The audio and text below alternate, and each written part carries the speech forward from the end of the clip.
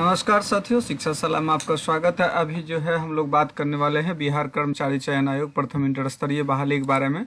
और बीएसएससी का जो है अभी अभी एक बहुत ही बड़ा अपडेट आया हुआ है। वो आया हुआ है सेकंड काउंसलिंग लिस्ट को लेकर के। ठीक है, तो जो बहुत सारे छात्र इंतजार कर रहे थे कि सेकंड काउंसलिंग लिस्ट जो है इंटर लेवल 2014 का आएगा, तो सेकंड लिस्ट को लेकर के एक बहुत ही बड़ी ऑफिशियल नोटिस आई हुई है। तो आप देख पा रहे हैं कि हम अभी बीएसएससी के साइट पर हैं और देखना चाह रहे हैं कि क्या है सेकंड काउंसलिंग का लिस्ट और क्या है मसला। तो सबसे पहले हम लोग बीएसएससी के आगे साइड पर हम लोग जब बढ़ते हैं तो देखिए यहाँ पर बीएसएससी का जो एक बहुत बड़ा अपडेट आया हुआ वह अपडेट है क्या, तो हम लोग सूचना पट पर आ जाते हैं और देखिए यहाँ से एक जो है यहाँ देखिए 27/6/22, जबकि यहाँ पर 22/8/2022 है, लेकिन 27/6/22 के अनुसार वो लिख रहा है 0606114।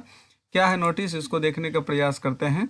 तो देखिए यहाँ पर ये जो है लिखा है कि पत्रांक बिहार कर्मचारी चयन आयोग, ये सारा चीज़ देख रहे हैं कि विज्ञापन संख्या 66114 और इसमें आम सूचना क्या सूचना दी गई है, इसको देखने का प्रयास करते हैं। देखिए यहाँ पर लिख दिया कि विज्ञापन संख्या 66114 प्रथम इंटर स्तरीय संयुक्त प्रतियोगिता परीक्षा 2014 हेतु आयोजित काउंसलिंग के उपरांत मेधा क्रमांक एवं पद प्राथमिकता के विकल्प के आधार पर जो 11,329 अभ्यर्थियों का जो है वो को चयनित किया गया था, जिसके अनुशंसा संबंधित अधियाची विभागों को प्रेषित कर देगी। यानी क्या कि 11,329 कैंडिडेट का लिस्ट जो है वो विभाग को भेज दिया है। कहाँ से विभाग को भेज दिया है, तो बीएसएससी यानी बिहार कर्मचारी चयन आयोग से लेकर के विभाग चला गया। कितना कैंडिडेट का चला गया है, तो 11,329 का चला गया, लेकिन सीट टोटल कितना था 12,130, ये भी याद रखिएगा। ठीक है, देखिए कहता है कि आमंत्रित 14,410 अभ्यर्थियों के स्टेटस एवं रिक्ति, ये सारा चीज़ दे दिया गया, ये बात भी सही है।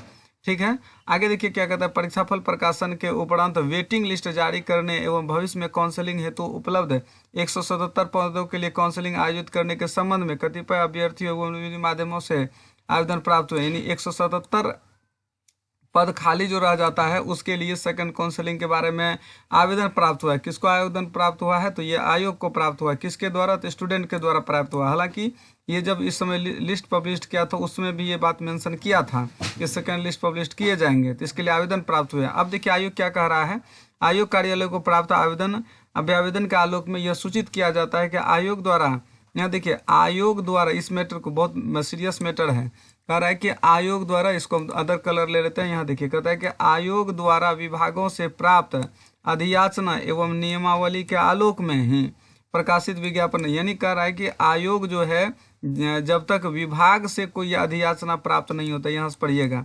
विभाग से जब तक कोई अधियाचना प्राप्त नहीं होता है तब तक आयोग जो है विज्ञापन प्रकाशित नहीं कर सकता है। ठीक है ना, यहाँ पर लिख दिया है नियमावली आयोग में ही विज्ञापन प्रकाशित कर एवं आवश्यक कार्रवाई की जाती है एवं योग्य अभ्यर्थियों का चयन का अनुशंसा प्रदर्शित की जाती है।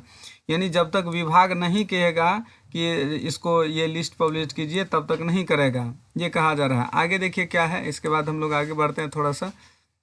देखिए यहाँ पर लिख रहा है कि कार्मिक एवं प्रशासनिक सुधार विभाग बिहार पटना के संकल्प संख्या 2374 16/7/2007 खंडिका में स्पष्ट है कि किसी उम्मीदवार या उम्मीदवारों द्वारा निर्धारित समय सीमा के अंदर योगदान नहीं देने या अन्य कारणों से रिक्तियां नहीं भरी जाने की स्थिति में ऐसी रिक्तियां, यहाँ देखिए लिखा हुआ सीधा, अगली अधियाचना के लिए अग्रनीत की जाती है, यानी अगले वैकेंसी में इसको काउंट किया जाता है। ये नियम 2007 में ही बना हुआ है। ऐसा नहीं कि पंचायत सचिव का बहुत सारा छात्र ज्वाइन नहीं किया तो वो सेकंड काउंसलिंग लिस्ट जो जारी किया जाएगा उसमें जोड़ के दिया जाएगा, ऐसा नियम नहीं है। इस बात को दिमाग से निकाल दीजिए। ठीक है, या पंचायत सचिव, राजस्व कर्मचारी या निम्न वर्गीय लिपिक जो भी कैंडिडेट ज्वाइन नहीं किया तो सीट खाली है, तो ऐसा नहीं कि वो सेकंड लिस्ट में आएगा, ऐसा नहीं होता है। ठीक है, यहाँ पढ़ लीजिएगा। इसका लेटर जो हम टेलीग्राम चैनल में दे देंगे, टेलीग्राम में आप शिक्षा सलाह सर्च कीजिएगा, SHIKSHA शिक्षा SHALA। ठीक है, शिक्षा सलाह सर्च कीजिएगा, वहाँ पर हम आपको जो इसका लेटर का आपको लेटर वहाँ पर मिल जाएगा। वेटिंग लिस्ट जारी करने के संबंध में कोई प्रावधान नहीं है। यहाँ देखिए डायरेक्ट लिख दिया, वेटिंग लिस्ट जारी करने में कोई प्रावधान नहीं है। अतएव बिहार कर्मचारी चयन आयोग विज्ञापन संख्या प्रथम स्तरीय संयुक्त प्रतियोगिता परीक्षा 2014 से संबंधित वेटिंग लिस्ट जारी नहीं की जाएगी। यहाँ साफ लिख दिया, देख लीजिए फिर से क्या लिखा है कि वेटिंग लिस्ट जारी नहीं की जाएगी। यहाँ पर साफ लिख दिया है कि वेटिंग लिस्ट जारी नहीं की जाएगी।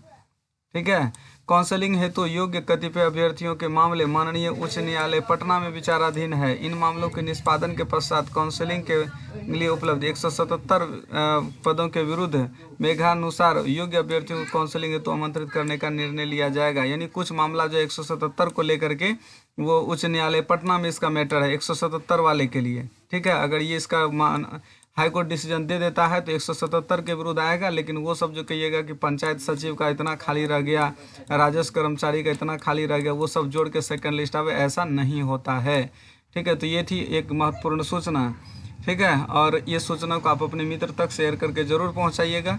और अगर इस तरह का पल पल का अपडेट और आप चाहते हैं तो आप इस चैनल को सब्सक्राइब जरूर कर लीजिएगा, ताकि आपको BSS से रिलेटेड पल पल का अपडेट मिलता रहे। मिलते हैं नेक्स्ट अपडेट के साथ नेक्स्ट वीडियो में। धन्यवाद।